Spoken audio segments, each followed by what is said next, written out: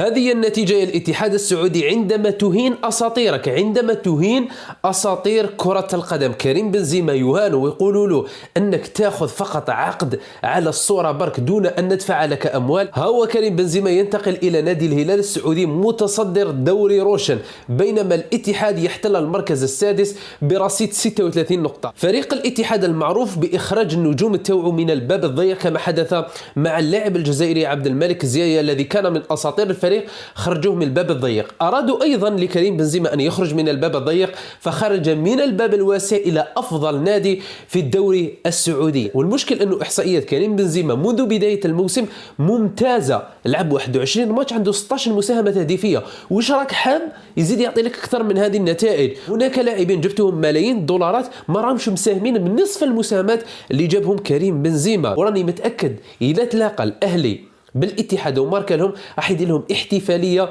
جامين دارت، واحتفاليه تخليهم ينسوهاش كامل، لانه اهانوا البالون دور وواحد من افضل اللاعبين في القرن الحديث الاسطوره كريم بنزيما.